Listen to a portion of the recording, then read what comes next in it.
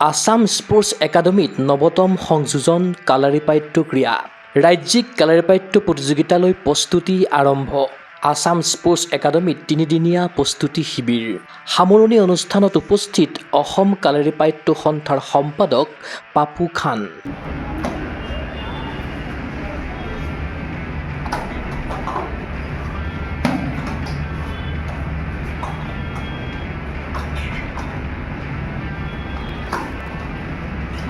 ন খেলুৱৈ সৃষ্টিৰ লক্ষ্যৰে গুৱাহাটীৰ কালাপাহাৰত গঢ়ি উঠা আসাম স্পোৰ্টস একাডেমীয়ে স্পৰ্শ কৰিছে সফলতাৰ 10টা বছৰ। খেলুৱৈসকলক আন এক সম্ভাৱনা ভৰা মঞ্চ প্ৰদানৰ অৰ্থে এই একাডেমীত নতুনকৈ সংযোজন কৰা হৈছে ভাৰতৰ প্ৰাচীন সমৰ কলা কালাৰিপায়ট্টু ক্ৰীড়া। চলিত বৰ্ষৰ জুলাইৰ শেষৰ ভাগত গোলাঘাটত অনুষ্ঠিত হ'ব ৰাজ্যিক কালাৰিপায়ট্টু ক্ৰীড়া 2026। এই প্ৰতিযোগিতাত যাতে আসাম স্পোৰ্টস একাডেমীৰ খেলুৱৈয়ে সুন্দৰ প্ৰদৰ্শন কৰিব পাৰে তাৰ বাবে একাডেমীৰ প্ৰাংগণত তিনিদিনীয়াকৈ অনুষ্ঠিত হয় কালাৰিপায়ট্টু প্ৰশিক্ষণ শিবিৰ। সামৰণি অনুষ্ঠানত অভিভাৱকসকলৰ উপস্থিতিত কেইবাটাও ইভেণ্টৰ ডেমনষ্ট্ৰেশ্যন কৰি দেখুৱালে শিবিৰত প্ৰশিক্ষণপ্ৰাপ্ত খেলুৱৈয়ে।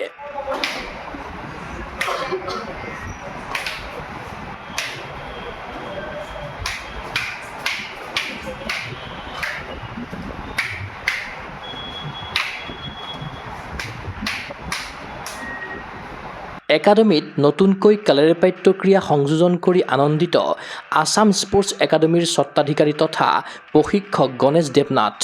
আমাৰ এই তিনিদিনীয়া আপোনাৰ কেম্প আছিলে, যিটো আমাৰ গোলাঘাট কালাৰিপায়ট্টু চেম্পিয়নশ্বিপ হ'বলৈ গৈ আছে, ষ্টেট চেম্পিয়নশ্বিপ। আৰু সেইকাৰণে আমি আমাৰ একাডেমী আসাম স্পোৰ্টস একাডেমীৰ তিনিদিনীয়া আমি কেম্প ৰাখিছিলোঁ আৰু আজি আমাৰ অন্তিম দিন আছিলে।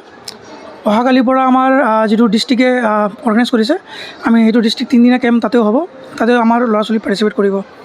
যিহেতু আমাৰ একাডেমীত কালাৰিপায়ট্টু আমি নিউলি আমি এডপ্ট কৰিছোঁ আৰু বহুত ল'ৰা ছোৱালী বা গাৰ্জেনে এই খেলবিধ লৈ অলপ কেনেকুৱা হয়, তো সেইটো লৈ এটা প্ৰশ্ন আছিলে। সেইকাৰণে আমি চবৰ আগতে ডেম' কৰি আমি দেখুৱালোঁ যে যিহেতু 9টা ইভেণ্ট আছে, তো নিজৰ ল'ৰা ছোৱালী যিটো ভাল সিহঁতে কৰিব পাৰে সেইমতে সিহঁতে আগবাঢ়ি যাব। আমি জানামতে আজি কালাৰিপায়ট্টু কণ্টিনিউ নেশ্যনেল গেমছত হৈ আছে, এইবাৰো মেঘালয়ত হ'ব আৰু আমি আশাবাদী যে আমাৰ একাডেমীৰ ফালৰ পৰা নিশ্চয় চিলেকশ্যন হ'ব বুলি। সামৰণি অনুষ্ঠানত উপস্থিত থাকিল অসম কালাৰিপায়ট্টু সন্থাৰ সম্পাদক পাপু খান আৰু আসাম স্পোৰ্টস একাডেমীৰ উপসভানেত্ৰী শুভ্ৰা ভট্টাচাৰ্য। শিবিৰটো অনুষ্ঠিত কৰাৰ ক্ষেত্ৰত সহযোগিতা কৰিছে অসম কালাৰিপায়ট্টু সন্থাই। প্ৰশিক্ষক গণেশ দেৱনাথৰ নেতৃত্বত আসাম স্পোৰ্টস একাডেমীৰ খেলুৱৈসকলে সুন্দৰ ফলাফল দাঙি ধৰিব বুলি আশাবাদী পাপু খান। পগ' স্পৰ্টছ এনিৰ সকলো দৰ্শককে ধন্যবাদ দিব বিচাৰিছোঁ। আপোনাৰ চেনেলৰ মাধ্যমেদি মই জনাব বিচাৰোঁ যে আসাম স্পোৰ্টছ একাডেমীৰ স্বত্বাধিকাৰী গণেশ দেৱনাথে এটা তিনিদিনীয়া কাৰ্যসূচীৰে এটা ট্ৰেইনিং শিবিৰ আয়োজিত কৰিছিলে।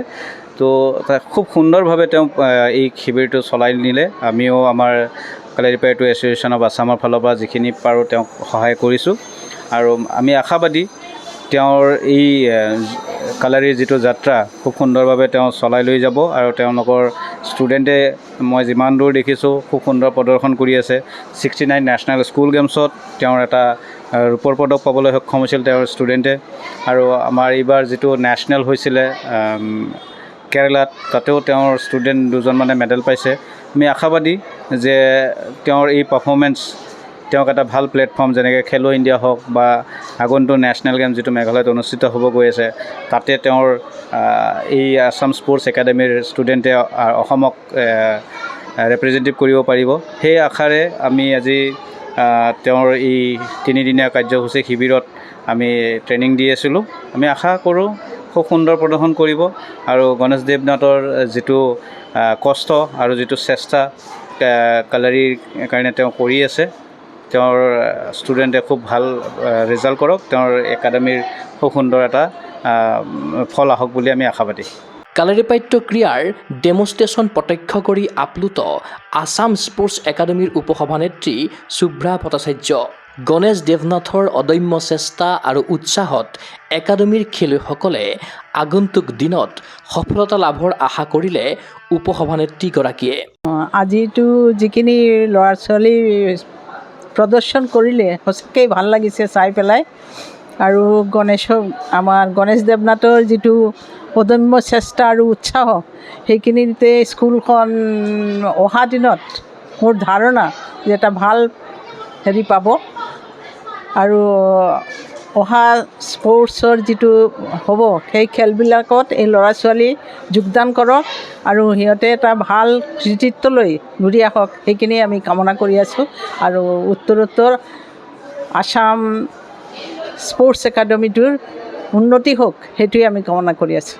ইফালে এই অনুষ্ঠানতে 69 সংখ্যক ৰাষ্ট্ৰীয় স্কুল গেমছৰ কালাৰীপাট্য ইভেণ্টত ৰূপজয়ী আসাম স্পৰ্টছ একাডেমীৰ খেলুৱৈ ৰাজীৱ দেৱনাথক সন্মানিত কৰিলে একাডেমীয়ে।